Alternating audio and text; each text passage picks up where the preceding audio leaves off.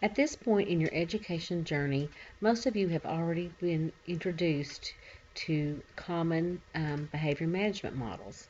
Some of them include behaviorism, the ecological model, the psychodynamic model, the cognitive model, and the one I want to talk about today is not exactly a model, but I think an approach or a systematic way to address behavior that's called positive behavioral interventions and supports. The reason I would like to introduce you to positive behavioral interventions and supports is that it's very popular in the field of education right now, particularly in the state of Virginia. It is very recommended by our Department of Education. There are lots of supports for schools interested in implementing it through the Department of Education. And it's recommended for good reason. It's a very proactive approach. It's based on researched interventions. It's comprehensive. It involves a tiered level of supports, so it's individualized to meet each student's needs. And it's also an approach that has been shown effective over and over again. There's no way we can talk about everything there is to know about PBIS in this one module. In fact, it could be a class in and of itself.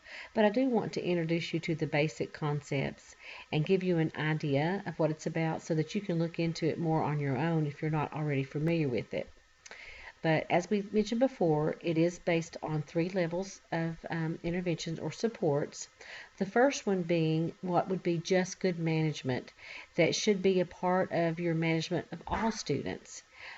These are your basics of behavior like clear expectations, good routines, positive environment with mutual respect, opportunities for choice and independence, effective reinforcement systems, and good instruction that meets the needs of each student. All of these would be part of what we would call level 1 interventions, something that all kids need and that should be in place for every kid. In a school that's practicing PBIS, there would be a very systematic approach to making sure that all these things were in place for each student and that everyone understood as a school how these things were going to be implemented.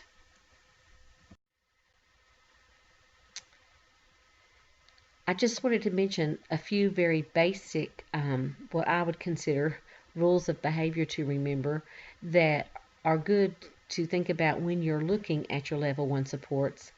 Always say what you mean and mean what you say. It's what builds trust for our students. A lot of our students come from chaotic environments where what someone says doesn't always mean a lot. And it's very important from the get-go that our students learn that they can trust what we say, that we are going to follow through with those rewards for good behavior or with meeting those needs as we promised to, and at the same time we're going to follow through with consequences that are appropriate for negative behaviors.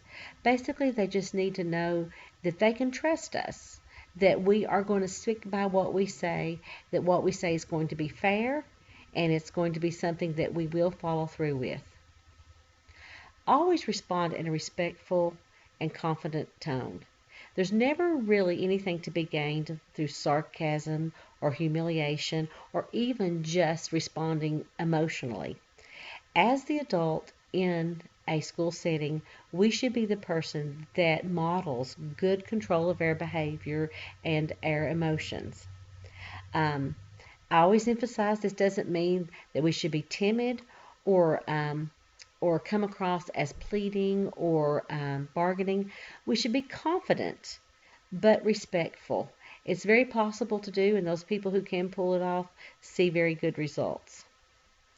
Another thing to always remember, a good general rule basically, is try to deal with behaviors as quickly and quietly as possible. The more attention we give to the behavior and the more we let it take away from our first job, which is good instruction, the more powerful we make that behavior.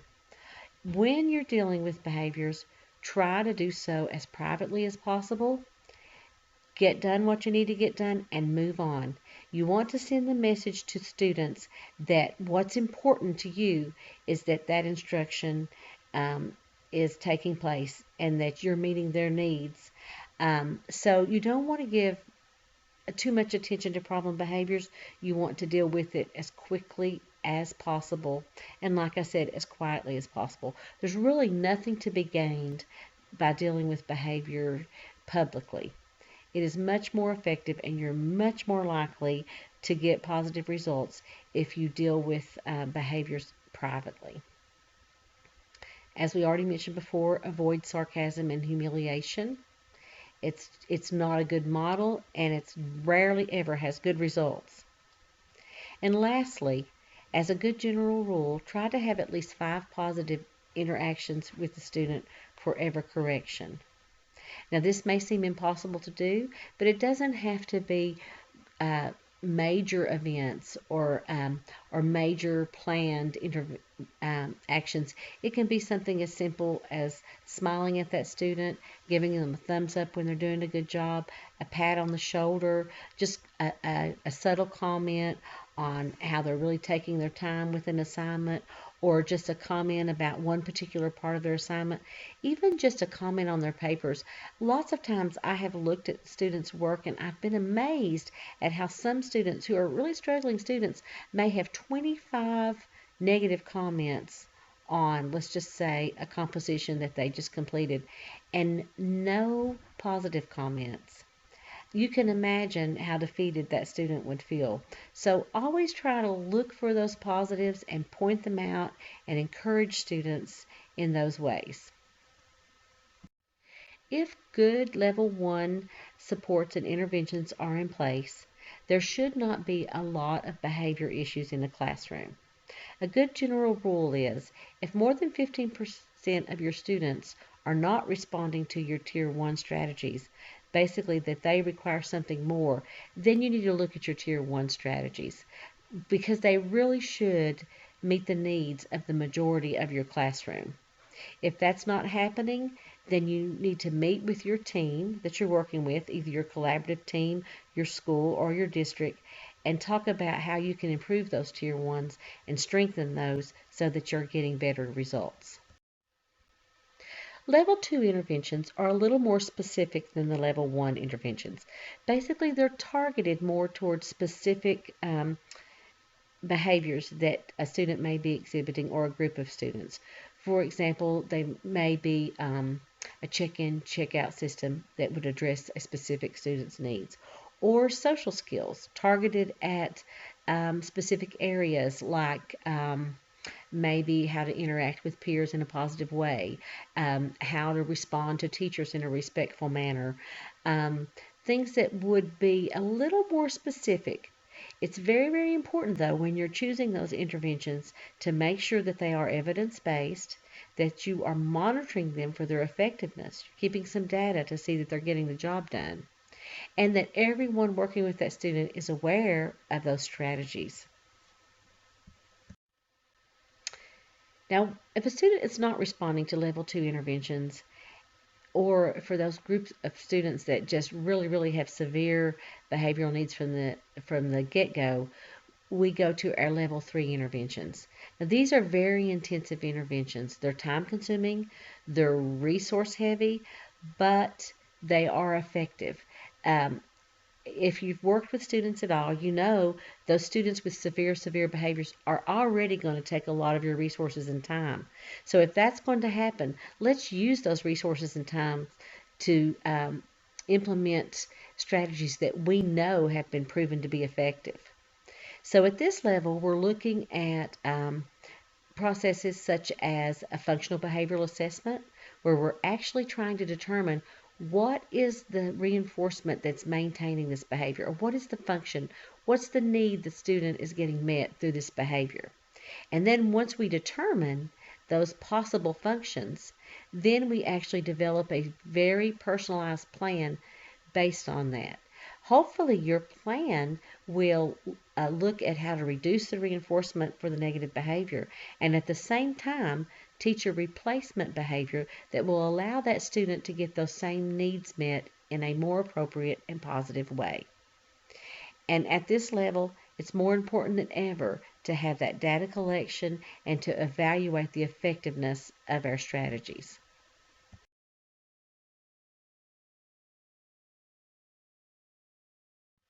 As you learn more about PBIS, you'll see that it was really developed for entire school systems or entire schools. And that's when it's most effective, when everyone involved with the student is on board. This gives the student a lot of security. It's very predictable. It's strengthened by the fact that everyone the student encounters is going to be implementing the same strategies. However, that's not always the case. And when it's not, I think it can still be applied, at least part of those strategies, within a collaborative team. And as the learning and behavioral specialist in that team, you could suggest, hey, as a collaborative team, can we look at behavior in a tiered system and make sure that we're addressing, all of our level 1 needs, level 2, and level 3 systematically and together as a team. And even if that's not a possibility in your current situation, it's still our obligation as specialists to make sure that our students are getting research-based interventions and that decisions for our students are being made based on data and that those interventions are being evaluated by consistent data. I've included several good resources for learning more about PBIS at the end of your module. Also, watch the Department of Ed website for good trainings as they offer them periodically for teams from schools. As you approach behavior, whatever model that you adopt, I hope you always remember to approach it systematically, to look for research-based interventions, to individualize it to the degree that is needed to meet the student's needs, and to always evaluate it and monitor your effectiveness with your data collection.